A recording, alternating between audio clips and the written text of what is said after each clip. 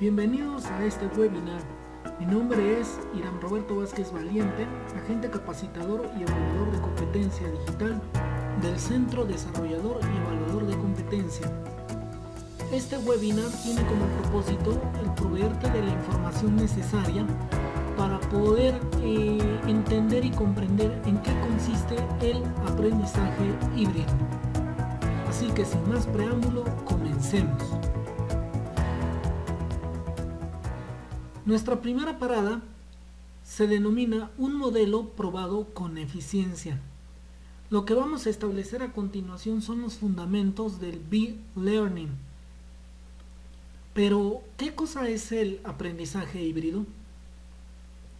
Mira, el aprendizaje híbrido es considerado como una iniciativa académica que fusiona métodos tradicionales de los que se ejecutan de manera presencial con una formación y educación en línea, de tal manera que este segundo elemento aprovecha las bondades de las tecnologías de información y comunicación. Ahora bien, en estas épocas de pandemia es muy importante entender que el aprendizaje que nosotros como docentes tenemos que implementar en nuestras aulas dista mucho de la tendencia de llenar a las aulas de equipos y dispositivos, de tal forma que la tecnología de información y comunicación está presente en los dos ambientes, tanto en el aula como en la casa. Es decir, la tecnología de información la procesamos, la trabajamos en el aula, y también nuestro aprendiente la trabaja en la casa para gestionar su aprendizaje y sus avances. El modelo es básicamente conocido por el término B-Learning. La B significa blend, entonces es un aprendizaje mixto o es un aprendizaje híbrido básicamente. El aprendizaje híbrido tiene ciertas características puntuales que es muy importante considerar. Para este ciclo escolar 2021-2022 es muy importante entender que la enseñanza virtual se establece antes de nuestra clase y después de nuestra secuencia didáctica, con recursos que pueden ser y deberían en lo ideal ser creados por el docente o por terceros. Es muy importante señalar en este punto que se debe de cuidar la propiedad intelectual. Hay mucho contenido que tú puedes encontrar en YouTube o que incluso documentos que puedes encontrar en internet y están protegidos. Entonces debes de tener un particular cuidado en utilizarlos, ¿sí? Sobre todo el aprendiente es responsable de cuando menos el 80% del aprendizaje. Esto es debido porque realiza las actividades inherentes y consolida el contenido en casa. Es decir, el aprendiente básicamente es el que se ejecuta en la clase presencial, mientras el docente solo orienta el desarrollo y da seguimiento de la realización de la evidencia obtenida con los conocimientos obtenidos por el aprendiente. Es decir, uno de los principales ventajas y beneficios que yo le he encontrado en mi práctica docente, en mi ejercicio, es precisamente que el utilizar un sistema híbrido personaliza la enseñanza. En este sentido, quiero decir que nuestro aprendiente, nuestro capacitando, accede a los recursos que nosotros le estamos facilitando a través de nuestra plataforma las 24 horas del día, los 7 días de la semana, lo que se traduce en que nuestro capacitando, nuestro aprendiente, tiene el control absoluto sobre sus avances y la capitalización de los conocimientos, ¿sí? Ahora bien, los aprendizajes son más integrales y más significativos. En este sentido, lo que te puedo mencionar es que nuestros aprendientes, básicamente, ellos se presentan a nuestra aula de manera presencial ya con cierta información y con cierta integración de recursos que se le han proporcionado, haciendo que este aprendizaje sea significativo porque le damos utilidad y estamos considerando sus habilidades principales. Obviamente, al tener un aprendizaje significativo de mayor relevancia, nuestro estudiante está más motivado y se desarrolla un sentido de compromiso, hay un mayor compromiso en su proceso de aprendizaje. Y es más inclusivo, ¿sí? Ya que debido a la enorme popularidad que tienen actualmente los dispositivos móviles con la capacidad de conectarse a internet, pues nuestro estudiante va a poder acceder obviamente a nuestros recursos desde sus dispositivos móviles, desde una computadora o incluso desde su pantalla 4K. Si tú colocas tus videos en YouTube y los personalizas, obviamente vas a tener oportunidad no solamente de que tu contenido lo pueda ver tu alumno, sino que también otra clase de público interesado. Para poder comprender en esencia el método, es necesario desarrollar y entender conceptos fundamentales. El sistema o el modelo B-Learning comprende dos conceptos: un aprendizaje sincrónico basado en lo presencial o a través de las videoconferencias en tiempo real. Al plantear la idea de un aprendizaje sincrónico, pues quiere decir que tú como docente, como facilitador, tienes que darte la oportunidad de presenciar sensorialmente cuáles son las reacciones de tu aprendiente a través de actividades y evidencias de desempeño, ¿sí? A través de talleres, es decir, la parte práctica, la parte sensorial que se necesita apreciar de nuestra clase, la vamos a desarrollar de manera presencial. Mientras que toda la consolidación de conceptos la vamos a manejar a través de un material didáctico que va a ser utilizado previamente a la clase y posteriormente a la clase. ¿Qué clase de material asincrónico es el que nosotros podemos hacer uso? Videotutoriales, hipervínculos que nos lleve a otra clase de información. Sin embargo, por ejemplo, puedes desarrollarle audios a aquellos alumnos que no tengan las facilidades y la capacidad para poderse conectar a tu videoconferencia. Entonces puedes desarrollar los audios de tus clases, tus explicaciones, tus conceptos, y de manera asincrónica puedes disponer de documentos también, de infografías, de asesorías extraordinarias o de cuadernillos de trabajo que los desarrollamos durante el recientemente concluido ciclo escolar. Toda esta combinación nos genera un aula invertida. En inglés se conoce como Flipped Classroom.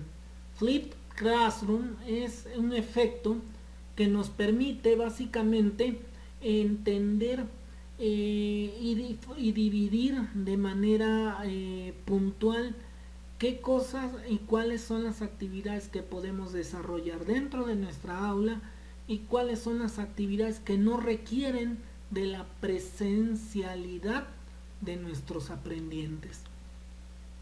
Ahora, otro concepto fundamental que es muy importante tomar en consideración es que me parece que en muchos de nuestros compañeros docentes de todos los niveles han entendido de manera equivocada el concepto de aprendizaje en línea. Miren, el aprendizaje en línea está basado en un sistema de gestión de aprendizaje. Por sus siglas en inglés se denomina LMS. Se trata básicamente de un software de apoyo que se emplea para administrar, para distribuir y controlar las actividades de formación no presencial. ¿Sí?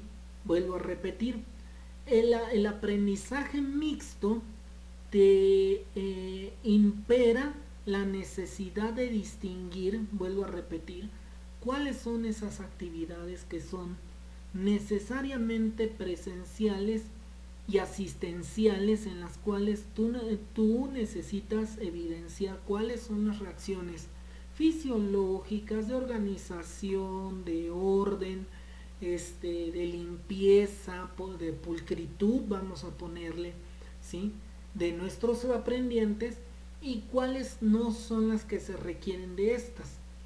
Por ejemplo, elaborar un cuestionario en formato PDF a manera de formulario.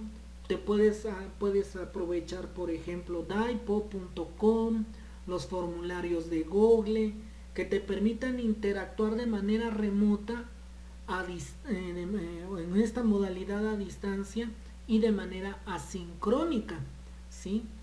De tal forma que tu sistema de gestión de aprendizaje lo debes de considerar básicamente como una réplica de tu forma de enseñanza en la modalidad presencial.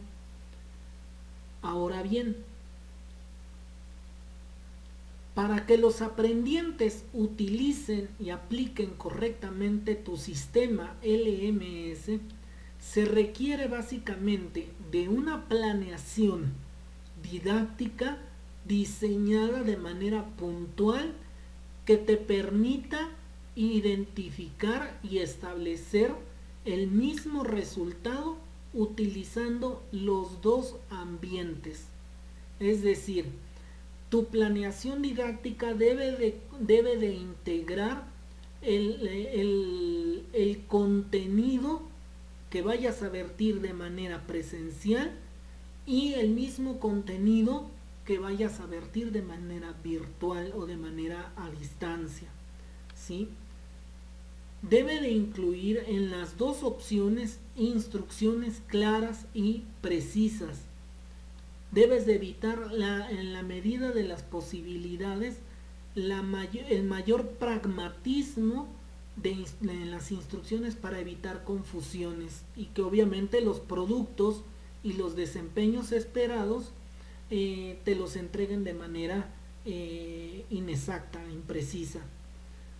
Debes de integrar también un esquema rotativo de ejecución desde lo presencial, que ese no es el punto de partida, a su modalidad a distancia, y que tenga la oportunidad de volverse a rotar de manera fácil y sencilla en sus modos sincrónicos y asincrónicos, de manera bivalente, vamos a ponerle, ¿no? Debe de valer lo mismo. Ahora, esto debe de crear obviamente un bucle de aprendizaje. El bucle de aprendizaje es un ciclo, lo vamos a entender por un ciclo. Tú explicas a través de una videoconferencia o de tu webinar, dependiendo de lo que quieras desarrollar, ¿sí? Y para establecer tus conceptos vas a utilizar vínculos, videos, documentos, infografías, etc. para poder ampliar de alguna manera algún término que se te vaya a escapar, puedes utilizar en tu misma videoconferencia, en tu webinar o en tu plataforma de streaming, puedes utilizar a Google Jamboard para hacer más explícito y con mayor detalle tus conceptos. Una vez que ya tu aprendiente está integrado en tus conceptos, estarán listos para realizar una actividad. Entonces, obviamente después de evaluar la actividad viene un proceso de retroalimentación, para el cual puedes disponer de WhatsApp y puedes disponer de un video tutorial para reafirmar tus aprendizajes.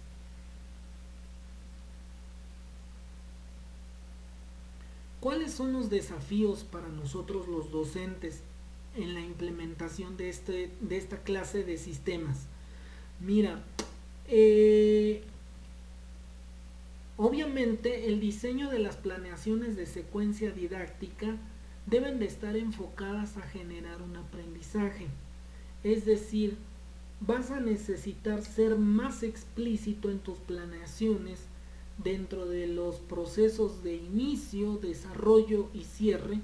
Por ejemplo, en el inicio necesitas especificar una serie de elementos que justifiquen el por qué estás emprendiendo tu sesión didáctica de tal o de cual manera, ¿sí?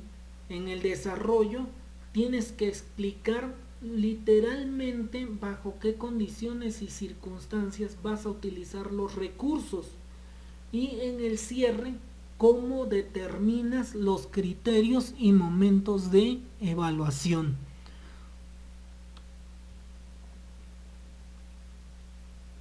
En este otro punto yo lo considero que es el más significativo y el más retador, ¿no?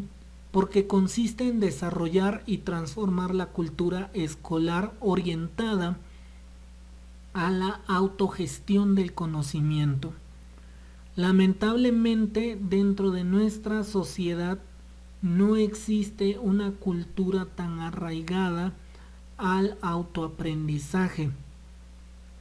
Sí, lo comentaba yo hace un momento en una diapositiva anterior. Una de las características puntuales que tiene de eficiencia el modelo mixto es que el aprendiente es capaz de autogestionar hasta el 80% como mínimo del aprendizaje. ¿Cuál es el rol del docente? Pues significativamente es el de orientar o retroalimentar el aprendizaje dentro de la modalidad presencial. ¿Sí? Esto es muy importante concebirlo, la relación que debe de existir y las comunicaciones, las líneas que deben de existir entre el aprendiente y el docente o el capacitador deben de ser extremadamente abiertas y bidireccionales, de tal manera que pues en tu plataforma debes de incluir canales de comunicación en las cuales tú como docente estés permanentemente al pendiente para poder atender de manera sincrónica y asincrónica las dudas, las preguntas que tus aprendientes puedan plantear, ¿sí? Y sobre todo variar el estímulo para que este aprendiente no desista fácilmente en el desánimo, de tal manera que un canal abierto de atención y comunicaciones va a estimular y va a motivar justamente a tu aprendiente, lo va a incentivar a continuar utilizando tu material didáctico y sobre todo a ir planteando una disciplina de aprendizaje propia, basada en la administración de su tiempo, obviamente bajo la conciencia de que pues lo que se va a calificar básicamente es el producto y el aprendizaje, ¿sí? Ahora bien, más que enfoque en resultados, es el enfoque es disminuir el enfoque, perdón, en las actividades. Es decir, yo ya dejé la actividad, podrás decir en algún momento, pero si no me la entregas no te la califico, ¿sí? Sin embargo, el alumno puede llevar un alto nivel de estrés de tal forma que los resultados pueden estar implementados de manera inadecuada, ¿sí? Entonces, el modelo de B-Learning está más enfocado en los resultados que en el valor de las actividades. Y obviamente, vuelvo a repetir, este desarrollo y proceso de transformación de la cultura escolar es precisamente fortalecer la autogestión. Nosotros los docentes tenemos el enorme desafío de incentivar, de provocar esa motivación para que nuestros aprendientes busquen, cuestionen y gestionen utilizando las tecnologías de información como fuentes didácticas, ¿sí? Entonces, digo, ante la popularidad de los dispositivos móviles y sin menospreciar la capacidad que tienen estos, pues aquí nosotros debemos de provocar las emociones necesarias para que nuestros aprendientes tengan esa avidez de aprendizaje, ¿sí? Y sobre todo, tú como docente debes de formarte en todas aquellas habilidades digitales necesarias para optimizar la información, no solamente para tu quehacer administrativo, sino también para tu gestión de aula. Entonces, hay muchísimas opciones, pero puedes empezar por fortalecer tus habilidades de gestión en el manejo de documentación digital a través de herramientas digitales o a través de soluciones de software que las puedes tener instalados en tu equipo informático.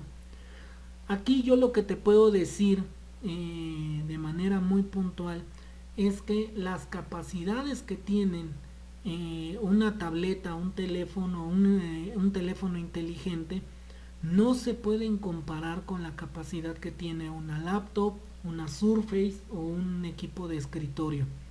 Es muy importante, compañero maestro, que vayas considerando seriamente en una inversión poco a poco de crear tu propia infraestructura que te sirva para poder desarrollar tus clases en línea. Más adelante o en otro video que tengamos oportunidad de encontrarnos, te voy a explicar cuáles son esas habilidades digitales necesarias para la función docente, ¿sí? Ahora bien, en este segundo elemento, ¿qué necesita el docente para el B-Learning? Vamos a conocer a continuación el andamiaje o la infraestructura básica o aquellas cosas que se pudieran no considerar elementales o necesarias para una implementación exitosa del B-Learning. Es muy importante no perder de vista esto. Mira, en el caso particular del docente, necesita desarrollar un liderazgo situacional. ¿Qué quiere decir esto? Plantéate las siguientes preguntas y a lo mejor no las llevas en un registro tan puntual. ¿Qué tareas hacen mejor tus alumnos? ¿Cuáles de ellas se les dificulta desarrollar, terminar y entregar? ¿Cuáles son las habilidades más dominantes que tienen. Algunos son expositivas, otras son más sensoriales, en fin. Y una pregunta súper importante: ¿cuánta motivación tienen? Un alumno desmotivado no te va a entregar, pero esto debería de estar escrito en letras de oro. Un alumno que carece de motivación simple y sencillamente no trabaja. Es muy importante que nosotros, dentro de esta estructura de aprendizaje, tomemos en cuenta cuánta motivación tienen y que compartas con tus colectivos docentes, con tus compañeros, compartas y preguntes si esa motivación que tienen varía entre las asignaturas. Si consideras de alguna manera la teoría de aprendizajes múltiples, de inteligencias múltiples,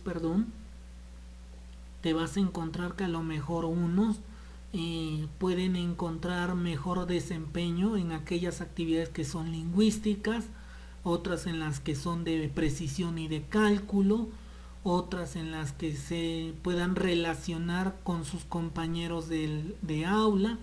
En fin, podrás encontrar una amplia gama de factores que influyen en la situación de que si tus alumnos te entregan de manera puntual tus actividades o de plano las ignoran, ¿sí? Ahora bien, una vez entendido esto, yo lo que he visualizado es que dentro de este liderazgo situacional hay dos componentes sumamente de alto impacto. Nuestros alumnos tienen la habilidad para que puedan hacer las actividades, o tienen el compromiso para que quieran hacer las actividades. Esto nos lleva a desarrollar una pequeña formulita. La habilidad o la competencia con la que nuestros alumnos desarrollan la capacidad, sumada con la voluntad o el compromiso que nosotros le llamamos de manera tal vez inapropiada responsabilidad, nos genera un nivel de desempeño, ¿sí? ¿Cómo es que calificas? ¿Bajo qué criterios estás considerando calificar? Entonces, la plataforma de B-Learning, tu sistema de aprendizaje, te debe de permitir gestionar la habilidad de manera presencial y el compromiso de manera presencial. Te debe de gestionar la calificación de la habilidad de manera virtual, en tu modalidad a distancia, y el compromiso de que quieran realizar las actividades en la modalidad a distancia. Este nivel de desempeño va a estar justamente dimensionado por cada una de las actividades, y para ello es necesario dos puntos de decisión. 1. Tomar en consideración el conocimiento y la competencia. El aprendiente puede hacer las tareas, puede hacer las actividades, y solamente hay dos platos aquí de donde servirse. Las dos respuestas, no o sí. Si no lo puede hacer, entonces va a tener las únicas dos dimensiones de calificación que va a aspirar, es que si el aprendiente quiere y confía hacer su trabajo. Es decir, si no lo puede hacer, definitivamente es porque no quiere o porque no tiene la confianza en sí mismo, no se siente seguro, y pudiéramos incluirle hasta cómodo, ¿no? No se siente cómodo para poder desarrollar su trabajo. Y obviamente su nivel de desempeño, 1, es definitivamente que no, 2, que a veces que en la que cual va a estar implícita un nivel de supervisión, ¿sí? De manera presencial. Juanito, ¿cómo vamos? No, pues bien, maestro. Ah, bien, pues entonces debo de esperar un buen resultado tuyo. Pero si de plano él no se siente con la confianza de preguntar o con esa confianza con el conocimiento con el que se deben de hacer las cosas, entonces lo vamos a estar presionando, vamos a ejercer ciertas estrategias, ¿verdad? Ciertas coacciones para que se pueda dar el resultado o podamos apreciar de alguna manera algo de resultado. Si nuestro aprendiente puede hacer su trabajo, da señales de autonomía, porque tiene la confianza y porque tiene la voluntad. Entonces, si su resultado es regular, si te entrega de manera puntual regularmente tus actividades y cumple con ellas de manera parcial conforme a tu lista de cotejo de evaluaciones y de desempeños esperados, pues obviamente va a abarcar el terreno de esta respuesta del sí. O de plano, si siempre termina o si siempre concluye, o sea, si para todo es afirmativo, pues obviamente tenemos un nivel de desempeño 4, ¿sí? Ahora bien, ¿cuáles son las características particulares de estos niveles de desempeño? Mira, hablando puntualmente de la manera en cómo yo desarrollo la capacitación dentro de SEDEC, yo lo trabajo básicamente a través del método ILUO. El método ILUO te voy a dejar por aquí en la descripción del video el vínculo hacia un video explicativo sobre el cual plantea cómo utilizar este método de calificaciones. Por eso los colores, el rojo es el nivel de desempeño más bajo y el verde es el nivel de desempeño más alto. En la medición de las actividades o de los desempeños esperados, siempre va implícito el identificar si lo hizo o no lo hizo. Si lo hizo, ¿qué nivel de desempeño se le asigna? Ahí es en donde va cada color o cada leyenda de 1, de 2, de 3 o de 4. Dependiendo de este resultado, se calcula una puntuación, es decir, la actividad completa vale tanto o determinada acción vale tanto. Si su desempeño fue 2, entonces se fracciona esa calificación y así sucesivamente, ¿sí? Ahora bien, regresando a este liderazgo situacional, es muy importante señalarte lo siguiente. Si vas a calificar con un D1, un desempeño 1, pues la habilidad es muy baja y es un compromiso extremadamente bajo, prácticamente se rehúsa, ¿sí? Es un estudiante limitado, por lo cual hay muchísimo trabajo que hacer en materia de motivación. Un nivel de desempeño 2 representa a un estudiante o a un capacitando en desarrollo, es decir, ocasionalmente hay que estarlo supervisando porque sabemos que todavía hay ciertas áreas de oportunidad o hemos identificado ciertas áreas que desarrollar, por los cuales su habilidad es baja, pero tiene un exponencial crecimiento, y ese exponencial crecimiento bajo una adecuada y apropiada variación de estímulos, pues vamos a lograr que su compromiso vaya creciendo. Por eso es que se considera un estudiante en desarrollo. Nuestro desempeño 3 obviamente ya cumple de manera vamos a ponerle mayoritaria, superior a un 80% de calificación o a un 90% de calificación, es bastante regular, su habilidad es media, su compromiso es variable. Literalmente tú te vas a dar cuenta cuando tu alumno no te pregunta. Entre el nivel 2, el de desempeño 2 y el nivel 3, yo te señalo aquí que su habilidad es baja.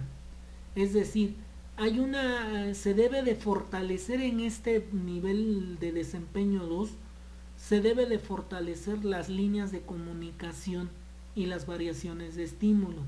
Celebrarle, obviamente, felicitarlo al alumno, al aprendiente cuando logra algo, y cerciorarte de que esa actividad o esa parte de la actividad la haya razonado, la haya comprendido, y si tiene los elementos para poderte argumentar.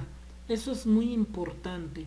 Y en el nivel de desempeño 3, tú te vas a dar cuenta porque tu aprendiente está abandonando esa zona en la que ya no te pregunta, ¿sí? Ya hay indicios muy claros de solvencia técnica, vamos a ponerle, para poder ejecutar. Regularmente lleva su material completo, cumple con los requisitos para poder desempeñarse la actividad de manera ideal y la atiende en cuanto a instrucciones puntuales. Puede ser que la calidad, por las cuestiones de habilidad y de precisión que se deberían de justificar de otra manera, pues su compromiso puede variar, ¿sí? Pero ya está encauzado. Sin embargo, cuando nosotros tenemos aprendientes o alumnos que los podemos calificar en un nivel de desempeño 4, definitivamente tu lista de cotejo está a completa satisfacción. Por ello es muy importante que tanto de manera presencial como de manera a distancia a través de la plataforma se le indiquen a través de rúbricas de desempeño los niveles de desempeño para que pueda asignarse una calificación. Ahora bien, es muy importante añadir que estos aspectos deben de ser consolidados por cada uno de los productos que se acrediten en la planeación. Dentro de tu planeación de secuencia didáctica, tienes que especificar cuáles son los productos esperados y los desempeños esperados acompañados de una descripción puntual del producto, ¿sí? Para que de esta manera se tenga una visión muy exacta y lo más precisa posible de lo que debe de ocasionarse o de lo que se debe de producir, ¿sí? Si la producción en base a ciertas calidades o a ciertos elementos que puedan estar integrados no existen, pues obviamente puedes llegar a cometer una imprecisión en tu juicio para poder determinar si la actividad es válida o para calificarse o no. Tú puedes desarrollar en tu tablita de Excel, en una pequeña tablita de Excel, esta gestión y este control, de tal manera que puedes calificar, vamos a suponer, una determinada actividad. No lo pudo hacer o sí lo puede hacer. Si no lo puede hacer, entonces te debe de dar como opciones un desarrollo 1 o un desarrollo 2. Si lo puede hacer, es independiente, es organizado, es ordenado, te debe de arrojar un D3 o un D4, ¿sí? Entonces, por eso es que vuelvo a repetirte, este liderazgo situacional te debe de posicionar una facilidad para poder integrar tus criterios de calificación y generar obviamente una genuina valoración asociada al desempeño. ¿Qué estilos de liderazgo situacional estaríamos desarrollando para poder implementar nuestro sistema de aprendizaje y gestión de aula. Vamos a comentarte que el comportamiento directivo se concentra básicamente en el qué y en el cómo, implicando que tu aprendiente debes de decirle y mostrarle qué hacer, cómo hacer y dónde hacerlo. Esto tiene un efecto, definitivamente que tiene un efecto. Hay muchos compañeros docentes que al momento de evaluar un determinado desempeño, prácticamente le ayudan a resolver por partes la actividad que se está evaluando. Y déjame decirte que esa tendencia es un círculo vicioso y es veneno puro. Va en contra de cualquier postulación de aprendizaje. Y te voy a decir por qué. Es muy importante que durante tu desarrollo de la secuencia didáctica, en los recursos que le vayas a compartir a tu aprendiente, consideres estos tres elementos: el qué, el cómo hacerlo y dónde hacerlo, ¿sí? Porque de esta manera le vas a evitar le va a quedar claro a tu aprendiente que mediante la medición de desempeño pues está más limitada la posibilidad de que tú lo ayudes a resolver. Por ello es muy importante que tus instrucciones en tus actividades sean extremadamente claras y precisas, para evitar, profe, ¿y ahora cómo le hago? Profe, aquí ¿qué quiso decir? O sea, si nosotros estamos notando que nuestros alumnos no están dotados de la terminología necesaria para poder desarrollar la actividad, van a implicar y van a comprometer seriamente nuestro liderazgo situacional. 2. El comportamiento de apoyo.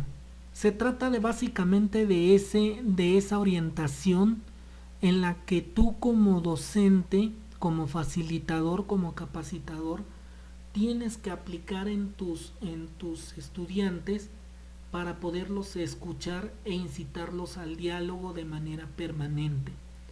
Estas líneas de comunicación en la que pues obviamente deben de estar abiertas de manera permanente y literalmente 24 horas.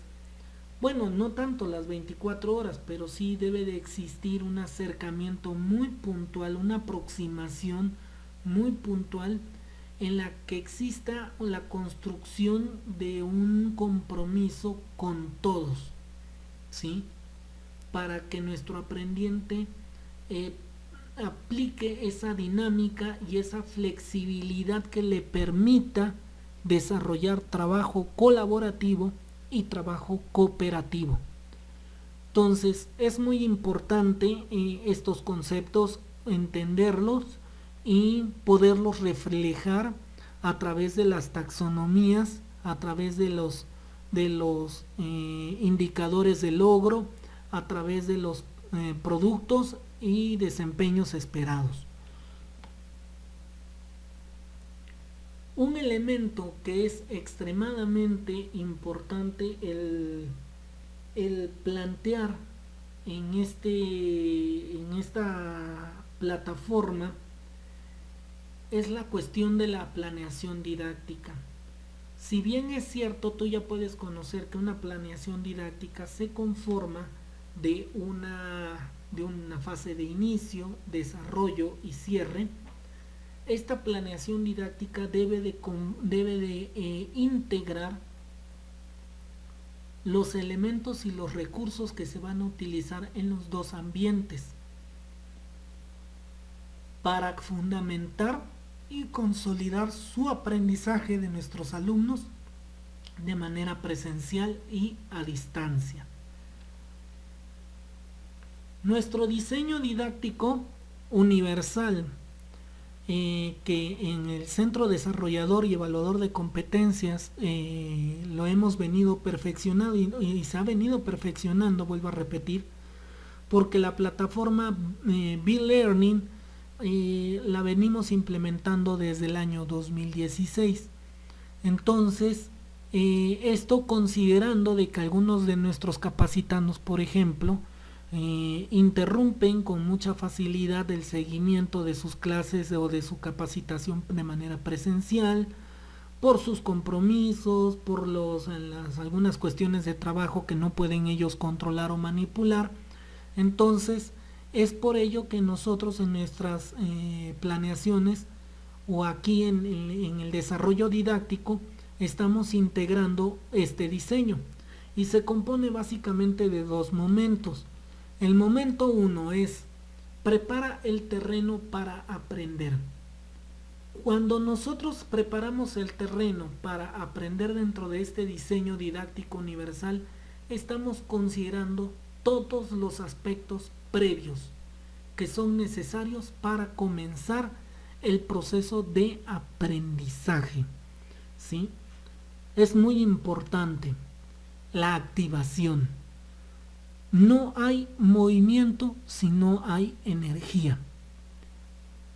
Es extremadamente, es un detalle que aparentemente no tiene tanta relevancia o tanta importancia, pero debes de comenzar tu planeación didáctica con una fase de activación, encauzarlos para poder cautivar la atención y empezar a explorar saberes previos.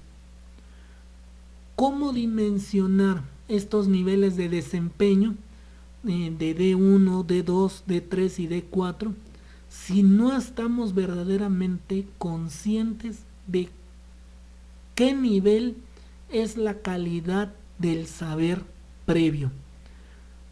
Por ello es muy importante que estas instrucciones o este material didáctico previo a la clase y posterior a la clase que se coloque en la plataforma sea lo suficientemente comprensible en un lenguaje claro.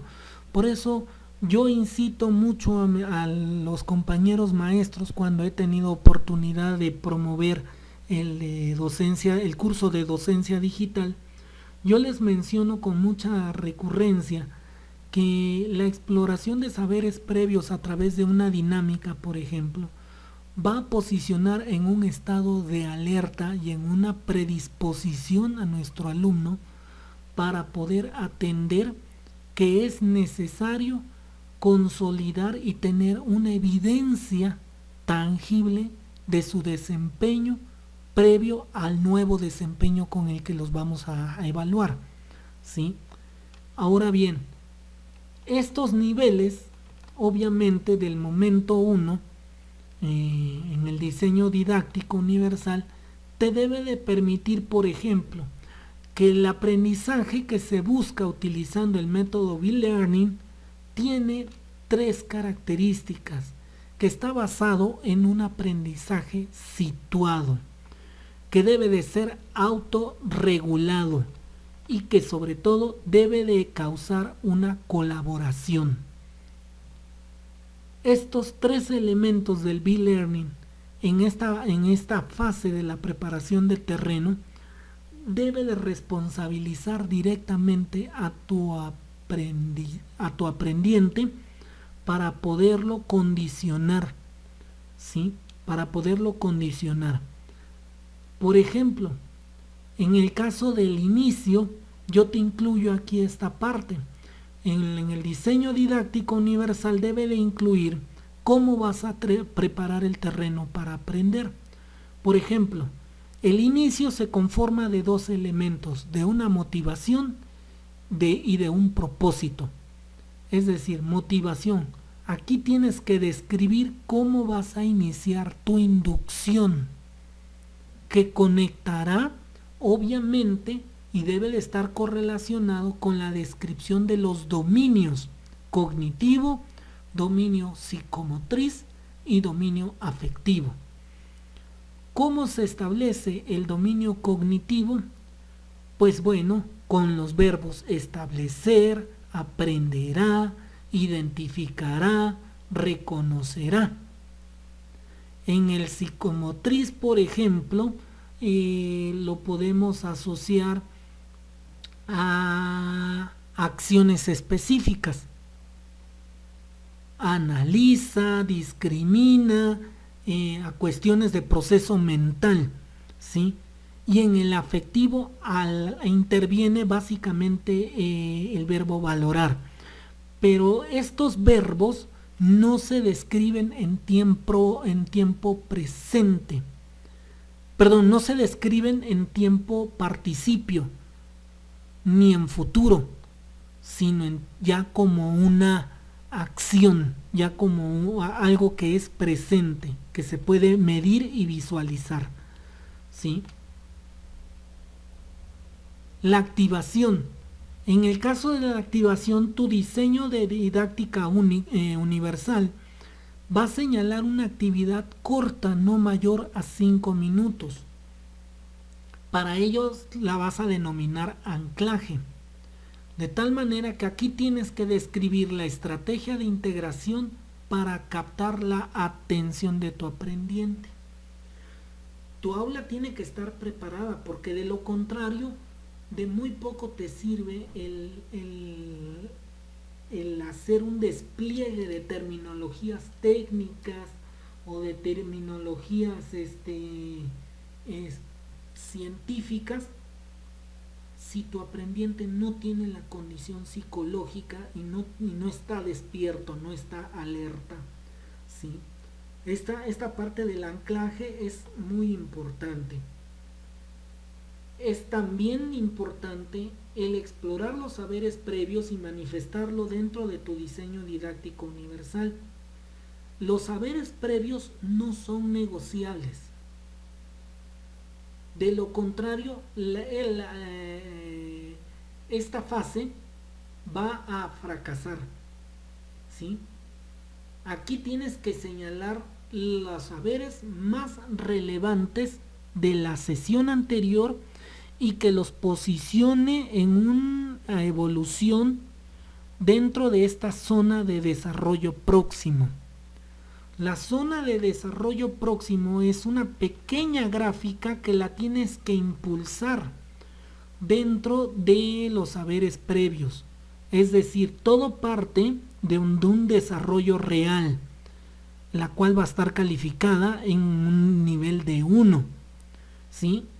Cuando está en desarrollo, va a estar en un desarrollo nivel 2, entonces está en un desarrollo aproximado que lo lleva a un aprendizaje esperado, el cual tiene que también estar especificado dentro de tu planeación didáctica.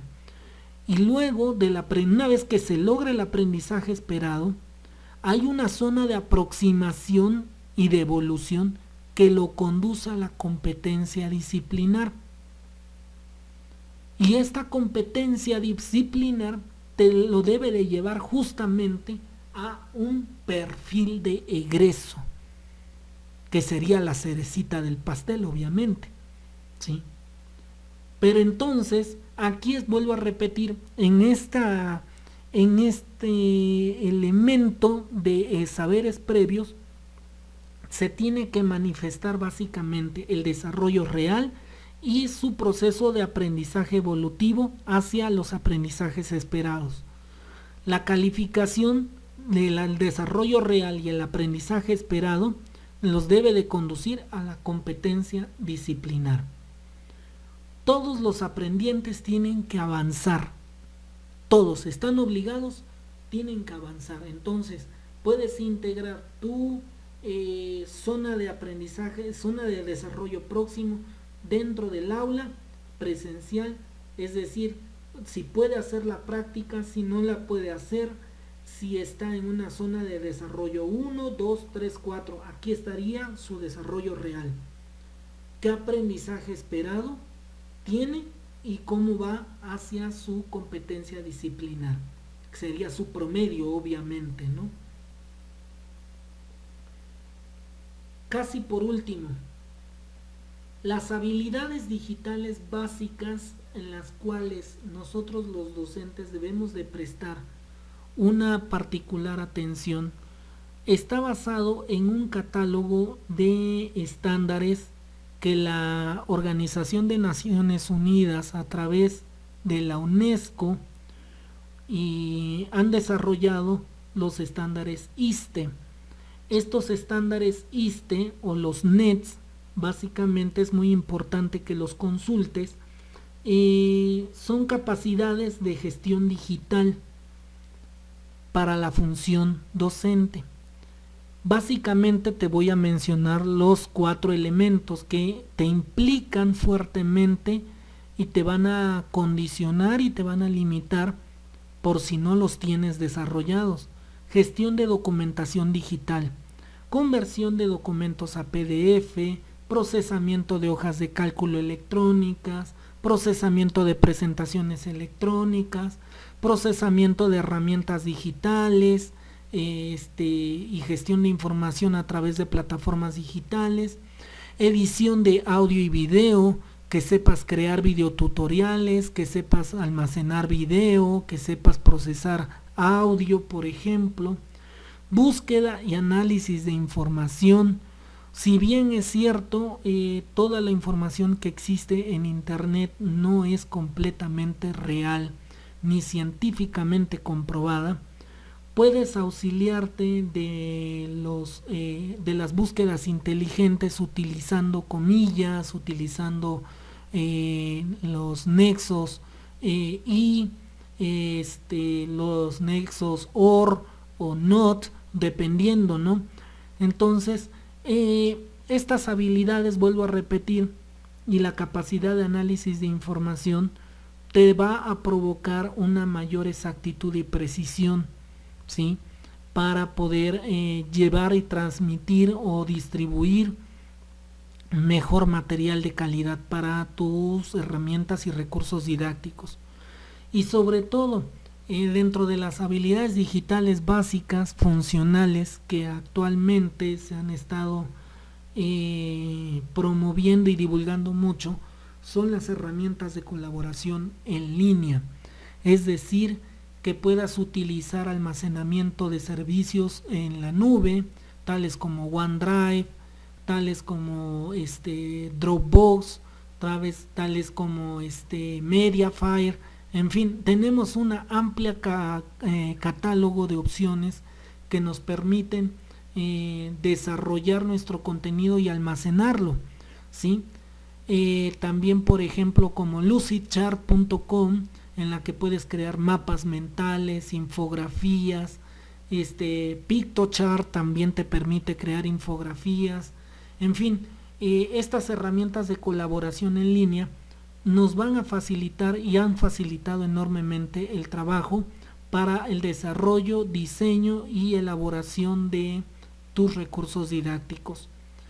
Si no tienes estas capacidades, pues obviamente tienes que buscar manera de aprenderlas y eficientar la clase, porque el sistema de aprendizaje en línea por el cual nosotros vamos, o bueno, en este caso el que yo te recomiendo, que es el de mayor gentileza, es bastante sencillo de operar, sobre todo porque lo tenemos integrado al conjunto de aplicaciones que nos proporciona nuestro servicio Gmail, pues es precisamente el de Google Classroom, ¿sí?